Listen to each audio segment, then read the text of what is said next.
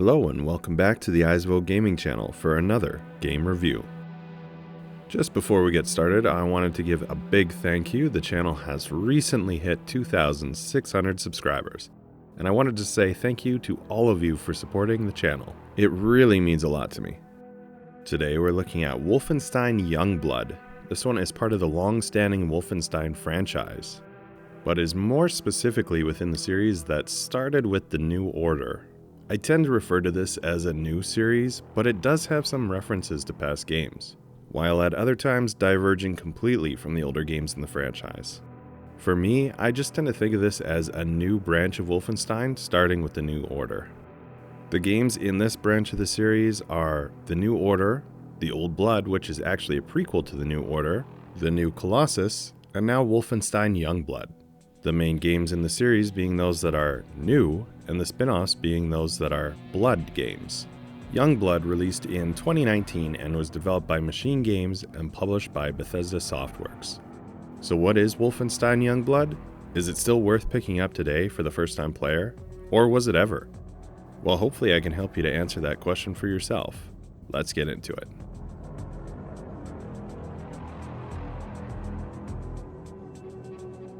I'm going to assume that you're familiar with previous games in the series, or at least that you don't care if some plot points are spoiled.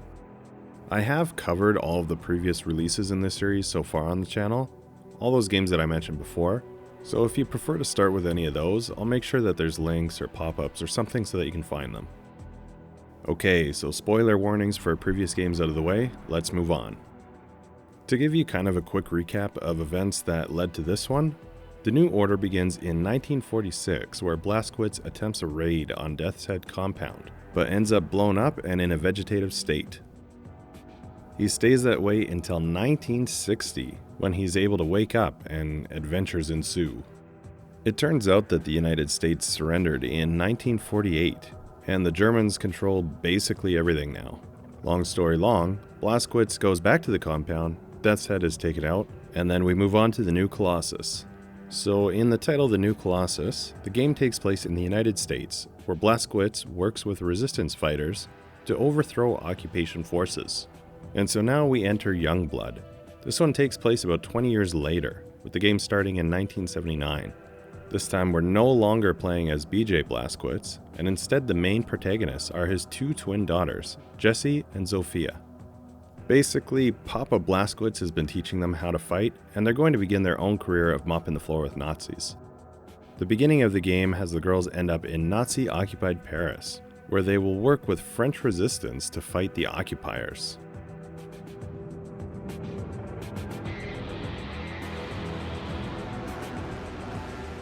As far as what I can compare to, well, we obviously have the previous Wolfenstein games.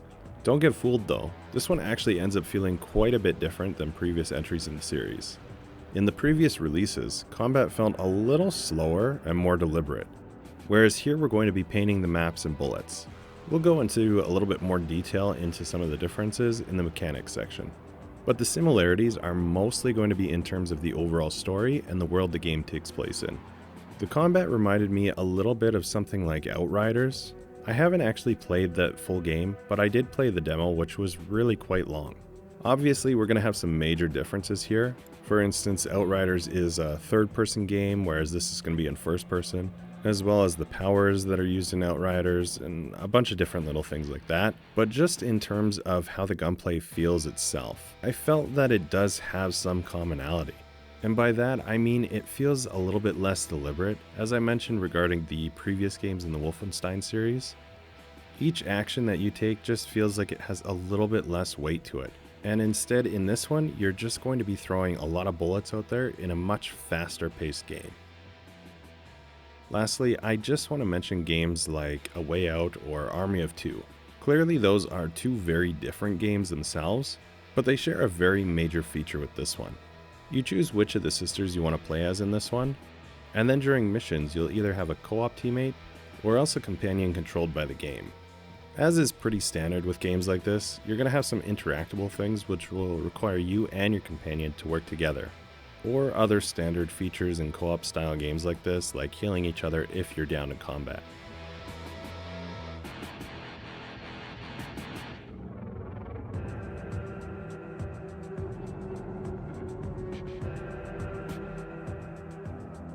This is a first-person action-adventure game. Just to give you some perspective, as I mentioned, it does deviate from previous entries in some ways. For instance, there is some aspect of stealth, however, its importance is greatly diminished from previous entries. This one has much more focus on just direct engagement rather than sneaking your way through. Now obviously it's your choice and it's left up to the player, and many locations will still allow you to do some sneaking and stealth. But it feels like the reward for the amount of work is substantially less than in previous entries. With a few exceptions, it's typically much easier this time around to just go in guns blazing. The story will still feel fairly linear, like the linear story of past releases, but this one does give you some illusion of open-endedness.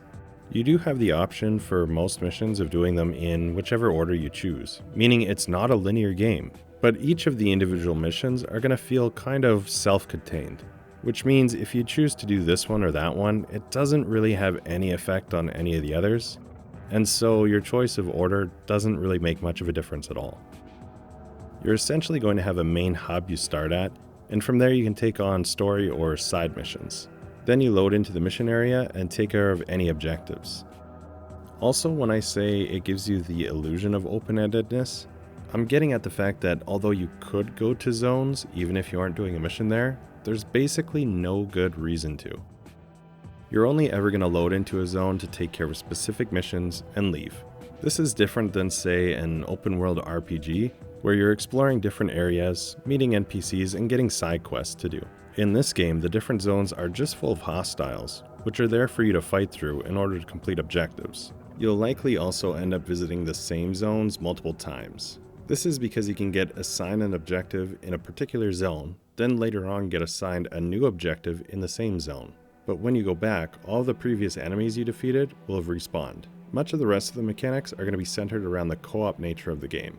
You've got pep signals, which are basically cooldown abilities you can activate, shared lives between the team, which essentially means that you or your companion will be downed instead of killed if you have additional lives. This allows you to heal or be healed and continue on. There's also going to be experience points and leveling up in this one, which allows you to unlock new abilities and upgrades.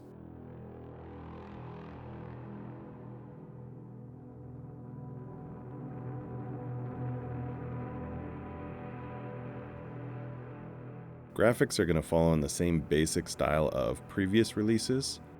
You've got futuristic sci-fi style settings mixed with a retro look. This time around, we're going to be in occupied France instead of the United States, so there is going to be a different overall feel though. This time around, you're going to be fighting through military installations, destroyed and bombed out urban landscape, and a bunch of sequences underground in cramped tunnels and in metro tunnels as well.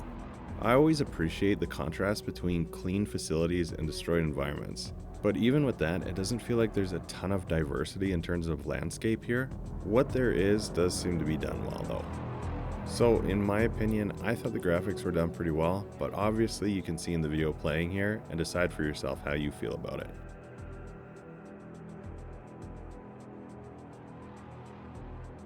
So the big unique feature in this one is going to be the co-op aspect, and honestly what the game seems to be completely designed around. I personally played through the entire game in single player, and although the companion is okay, there were moments when they behaved incredibly frustrating. Though I would think this is likely true with a human companion as well. There's a number of things to interact with that you need to work together on, and the shared lives is definitely a unique concept. Though this could probably lead to some frustration if you're the one carrying the team. I didn't really encounter bugs in this game, and at this point it feels like it's pretty well put together with things working fairly smooth, and there doesn't seem to be any major flaws breaking the game at this point. Having the central hub where you can get new missions and deploy to different areas, allowing you to play through in a non-linear order, is also going to keep it from feeling like a typical first-person shooter campaign.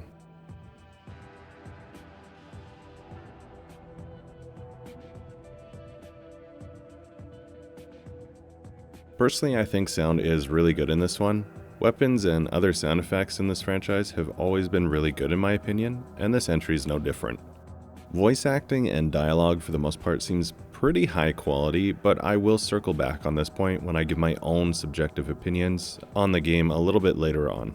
For now though, I'll just play a few examples of the sound so you can decide for yourself how you feel about it. Keep it up, sis. You're a goddamn champ.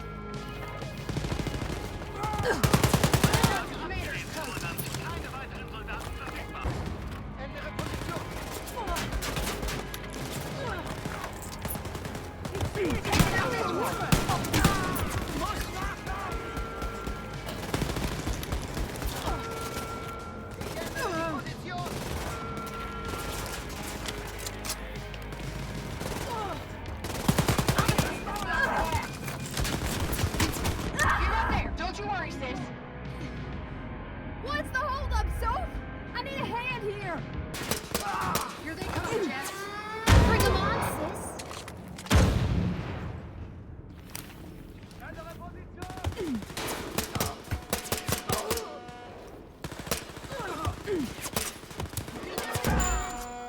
Hell yeah.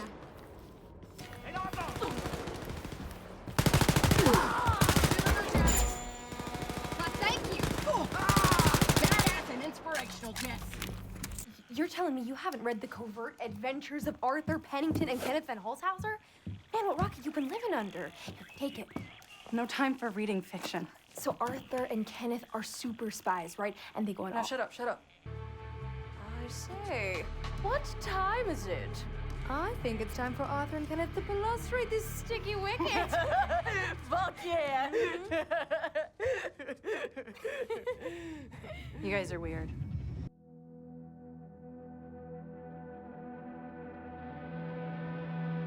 So now with the general overview of the game done, let's go into opinions and subjective territory. I'm going to keep this really short, but I just want to mention a couple things. If you've seen some of the other reviews that I've done in the past, then you already know the deal, but for new people, don't expect a number rating or something like that because I don't believe in them. The point is to show you the game and let you decide for yourself. Not everyone is going to enjoy every game, and your experience is going to be subjective and personal. That said, now that I've gone over the game in general, I'm just going to talk about it a bit in my own experience for those interested. Keep in mind though that whether I enjoyed it or not does not mean that you will or won't. You should make your decision on whether to give it a try based on the breakdown done in the first part of the review. Did I enjoy the game Wolfenstein Youngblood? I prefer the other one. Definitely nowhere near as much as I had hoped going into it, if I'm being honest. If you look at it in isolation, the gameplay itself is fine, but personally I just felt like it was a huge letdown when looking at this as a Wolfenstein game. I really don't like the direction that the franchise is taking. I loved the New Order, and it was one of my favorite first-person shooter campaigns to play through. It feels like I've been less impressed with each successive game in this series though, and this is my least favorite of all of them. I didn't really like the change from a completely single-player game to the focus on co-op. It just feels unnecessary and forced. The number of story cutscenes are also drastically reduced from previous games. In previous releases, we were getting some great FPS action with amazing story cutscenes spliced in to move the story along. This one instead just felt like a constant jump from one self-contained mission to the next, and I really didn't care for that experience. Lastly, I gotta talk about the back and forth dialogue between the sisters. This is definitely going to be completely different from player to player, but this just wasn't it for me. In the main series games, we played as BJ, typically using stealth to Rambo our way through hordes of Nazis while listening to him reminisce or have deep introspectives about the situation he's in. Now you play as one of two essentially identical characters in terms of personality that both seem to lack any depth and have just mostly uninteresting banter back and forth. Now shut up, shut up. Don't get me wrong, it wasn't all bad, and the intro with the first cutscene kill was done really well, I thought. Unfortunately, even though this cutscene on its own was really good, it doesn't really make sense with the rest of the game. This is a bit of a spoiler, but it happens really early on, so I don't feel too bad telling you this. But basically, it shows the girls struggling both with what they have to do emotionally and not having the experience to strategically go about it. They struggle, and they end up clumsily barely taking out one unnamed random Nazi. The portrayal is intriguing and done very well, and actually it first got me hooked into what was going on. Then the entire scene is undermined as they immediately become expert Nazi slayers, wiping the floor with any soldiers that cross their path. I get that from a gameplay perspective they wanted to get players into the action, but it just feels like they could have thought this through more and had a more gradual and reasonable progression. I think part of the issue here is what I mentioned earlier, that somehow combat just has less weight to it. Possibly in the classic style, this introduction could have worked, but with how they chose to do things in this title, it all just feels off. And really that's how I felt through the entire thing, that it was just off. I think the game taken on its own in isolation is okay, but if you come into this as a Wolfenstein fan, there's a good chance you're gonna be disappointed. Or maybe not. If you like games with fast-paced action and don't mind a story that is a little less important this time around, maybe this is a good choice for you. I hope you enjoyed this look at Wolfenstein Youngblood. Have you already played this one? Let me know down in the comments what you thought and if you agree or disagree with my own opinion. If the video was helpful or entertaining, please give me a like here as it really helps me out, and consider subscribing to the channel. Otherwise, thank you so much for taking the time to watch today, and until next time, take care.